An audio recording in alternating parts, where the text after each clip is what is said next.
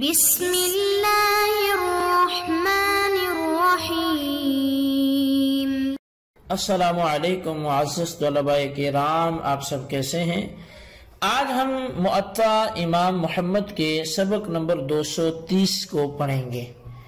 آج کے ہمارے سبق کا عنوان ہے بیوی کا شوہر سے پہلے اسلام قبول کر لینے کا بیان۔ آج کے سبق میں ہم دو ابواب کو پڑھیں گے۔ پہلا تو جو ہمارا باب ہے وہ باب الرجل یولد له فیغلب علیہ الشبہ، یہاں سے شروع ہوتا ہے۔ یہ باب اس شخص کے حوالے سے ہے کہ جو اپنے بچی پر شبہ پڑھنے کے حوالے سے اس پر کوئی شبہ غالب آ جائے تو کیا احکام ہیں۔ اور دوسرا جو باب ہے باب المرأة تسلم قبل زوجها، کہ یہ باب اس عورت کے حوالے سے جو اپنے زوج کے اسلام قبول کرنے سے پہلے ہی خود اسلام قبول کر لیتی ہے، تو اس حوالے سے کیا شرعی حکم ہوگا، کیا نقطہ نظر ہوگا، تو یہ ہمارا جو ہے وہ کلام ہوگا جی آج کے اس سبق میں دونوں کے حوالے سے۔ تو ہم بڑھتے ہیں آج کے اس سبق میں، خصوصاً پہلے باب کو پہلے پڑھتے ہیں اور پھر دوسرا باب اس کے بعد ہم سیکھتے ہیں۔ تو جو پہلا باب ہے اس کی پہلی حدیث امام محمد رحمۃ اللہ علیہ آپ ذکر فرماتے ہیں کہ اخبرنا مالک اخبرنا ابن شہاب عن سعید بن المسیب عن ابی ہریرۃ ان رجلا من اہل البادیۃ اتى رسول اللہ صلی اللہ علیہ وسلم فقال ان امرأتی ولدت غلاما اسودا فقال رسول اللہ صلی اللہ علیہ وسلم هل لك من ابل؟ قال نعم۔ قال ما الوانها؟ قال حمر۔ قال فهل فيها من اورق؟ قال نعم۔ قال فيما كان ذلك؟ قال اراه نزعه عرق يا رسول الله۔ قال فلعل ابنك نزعه عرق۔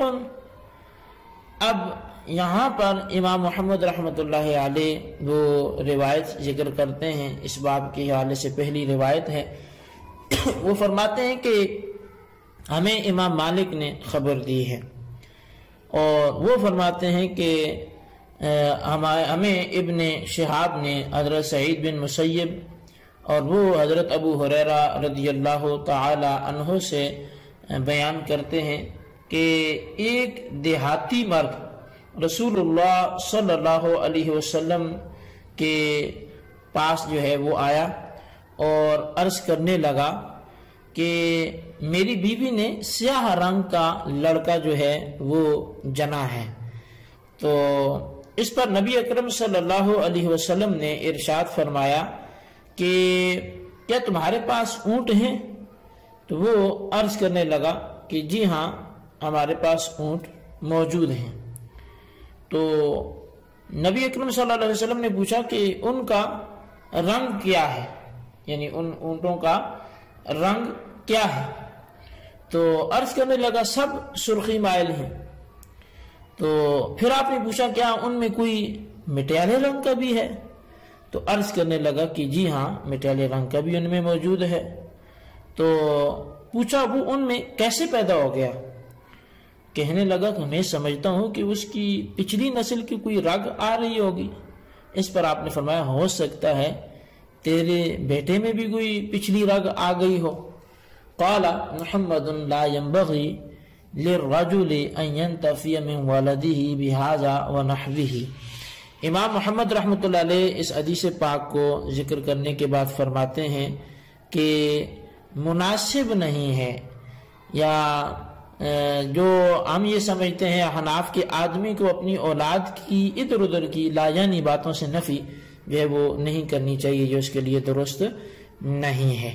تو بہرحال یہ ہمارا پہلا باب تھا جو یہیں پہ آ کے مکمل ہو گیا۔ اب ہم بڑھتے ہیں دوسرے باب کی طرف۔ تو دوسرا جو ہمارا باب تھا باب المرأة تسلم قبل زوجها، کہ وہ عورت جو اپنے زوج سے پہلے اسلام قبول کر لے۔ تو اب زوج سے پہلے اس نے اسلام قبول کیا تو اس کے نکاح کے حوالے سے کیا حکم ہوگا کہ اب اس کا نکاح وہ بدستور باقی ہے یا ختم ہو چکا ہے، تو شرعی نقطہ نظر سے اس کو کیسے دیکھا جائے گا۔ اس حوالے سے امام محمد رحمۃ اللہ علیہ جو اس باب کی پہلی حدیث پاک ذکر فرماتے ہیں تو وہ یہ ہے کہ اخبرنا مالک اخبرنا ابن شہاب ان ام حکیم بنت الحارث بن ہشام كانت تحت اکرمۃ بن ابی جہل فاسلمت یوم الفتح وخرج اکرمۃ ہاربا من الاسلام حتى قدم اليمن فارتحلت ام حکیم حتى قدمت عليه فدعته الى الاسلام فاسلم فقدم على النبي صلى الله عليه وسلم فلما رآه النبي صلى الله عليه وسلم وثب إليه فرحا وألقى عليه رداءه حتى بايعه۔ امام محمد رحمۃ اللہ علیہ بیان فرماتے ہیں کہ ہمیں امام مالک نے خبر دی ہے، اور وہ فرماتے ہیں کہ ہمیں ابن شہاب نے بتایا ہے کہ ام حکیم بنت حارث بن ہشام رضی اللہ عنہا اکرمہ بن ابی جہل کی زوجیت میں تھی۔ فتح مکہ یعنی یوم فتح کو وہ مسلمان ہو گئی اور اکرمہ اسلام سے بھاگ کر یمن چلے گئے۔ ام حکیم بھی وہاں پہنچ گئی اور اپنے شوہر کو دعوت اسلام دی، وہ مسلمان ہو گیا۔ پھر نبی اکرم صلی اللہ علیہ وسلم کی خدمت اقدس میں دونوں حاضر ہوئے تو نبی اکرم صلی اللہ علیہ وسلم کی نظر انور اس پر پڑی، یعنی حضرت اکرمہ پر پڑی، تو آپ خوشی سے ان کی طرف لپکے اور اپنی چادر مبارک ان پر ڈال دی، یہاں تک کہ انہیں بیعت سے مشرف بھی فرما دیا۔ قال محمد اذا اسلمت المرأة وزوجها كافر في دار الاسلام لم يفرق بينهما حتى يورد على الزوج الاسلام فإن اسلم فهي امرأته وإن ابى ان يسلم فرق بينهما وكانت فرقتها تطليقة بائنة وهو قول ابي حنيفة وابراهيم النخعي رحمهم الله تعالى عليهما۔ امام محمد رحمۃ اللہ علیہ بیان فرماتے ہیں کہ جب کسی کی بیوی اسلام قبول کر لے اور اس کا شوہر دائرے اسلام میں ہی جو ہے وہ حالت کفر میں رہ رہا ہو، یعنی دار الحرب میں نہ رہ رہا ہو بلکہ دار الاسلام میں رہ رہا ہو، تو اب پھر اس کا حکم کیا ہوگا؟ تو فرمایا ان دونوں کے درمیان فوراً جدائی نہیں ڈالی جائے گی، یعنی ایک کے اسلام قبول کرنے سے ہی فوراً دونوں کے درمیان تفریق نہیں کی جائے گی، یہاں تک کہ اس کے شوہر کو اسلام قبول کرنے کی دعوت دی جائے گی۔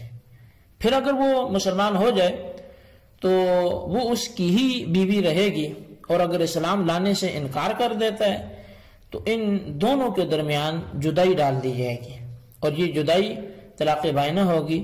یہی قول امام اعظم امام ابو حنیفہ رحمۃ اللہ علیہ اور امام نخعی ابراہیم نخعی رحمۃ اللہ علیہما ان دونوں کا ہے۔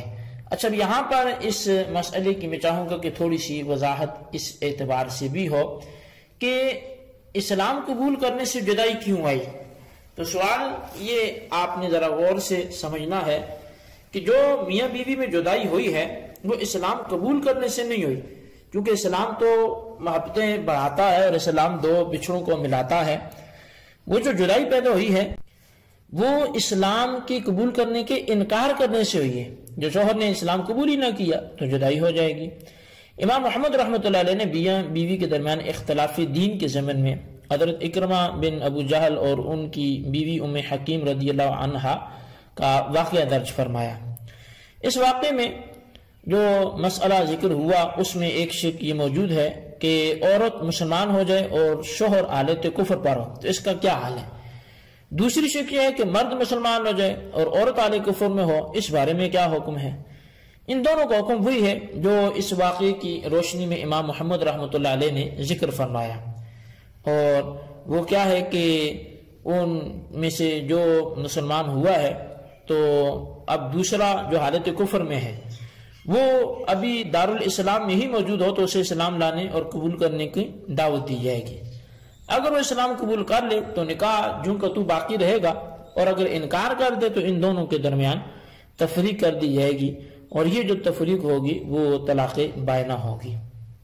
اچھا، اب اس واقعے میں ایک وہم ہو سکتا ہے، وہ یہ کہ ام حکیم نے جب اسلام قبول کیا تو ان کا جو شوہر تھا یعنی حضرت اکرمہ وہاں سے بھاگ کر یمن کی طرف چلے گئے تھے، لہٰذا وہ دارالاسلام میں نہ رہے۔ اور دوسرا وہم یہ ہو سکتا ہے کہ کیا سرزمین حجاز یعنی مکہ اس وقت دارالاسلام بن چکی تھی۔ علامہ سرخسی رحمۃ اللہ علیہ نے مبسوط کی جلد نمبر 5 پر پہلے وہم کا جواب یہ دیا کہ فرماتے ہیں کہ اکرمہ جب مکی سے بھاگ گئے تو وہ جانب ساحل روانہ ہوئے، اور ساحل حدود مکہ میں ہی شامل ہے، اس لیے یہاں دو مختلف دات نہ پائے گئے۔ گویا اکرمہ ابھی حدود مکہ میں ہی تھے، اور مکہ کے فتح ہو جانے کے بعد ان کے دارالاسلام ہونے میں کون سا شبہ رہ جاتا ہے مکے کے۔ لہٰذا نتیجہ یہ نکلا کہ اکرمہ کو جو دارالاسلام کے حدود میں رہتے ہوئے اسلام قبول کرنے کی دعوت دی گئی تو انہوں نے قبول کر لی، اس لیے دونوں میاں بیوی کے درمیان تفریق کی ضرورت ہی نہ پڑی۔ اس مسئلے کی کچھ اور بھی جزئیات ہیں جن کو بیان کر دینا وہ اس موضوع کا تقاضا ہے، اس لیے آئندہ درس میں ہم ان جزئیات کو ضرور بیان کریں گے۔ آج کے درس میں اتنا ہی کافی ہے، اس کو اچھی طرح سمجھیں، اس کے خلاصے کو اپنے رجسٹر پر ضرور لکھیں۔ اللہ تعالیٰ سے دعا ہے جو ہم نے پڑھا سنا اسے یاد رکھنے کی توفیق نصیب فرمائے، اور بالخصوص آپ ان سوالات کے جوابات بھی ضرور تحریر فرمائیں۔ سوال نمبر 1 یہ ہے کہ اگر بچہ جو ہے دیگر اولاد میں کچھ رنگ کے اعتبار سے مختلف پیدا ہوتا ہے تو شوہر کے لیے کیا حکم ہے؟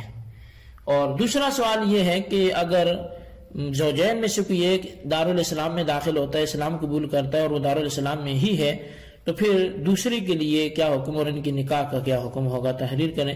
اللہ تبارک و تعالیٰ سے دعا جو کچھ ہم نے پڑھا سنا سے یاد رکھنے کی توفیق نصیب فرمائے، آمین بجاہ النبی الامین صلی اللہ علیہ وسلم۔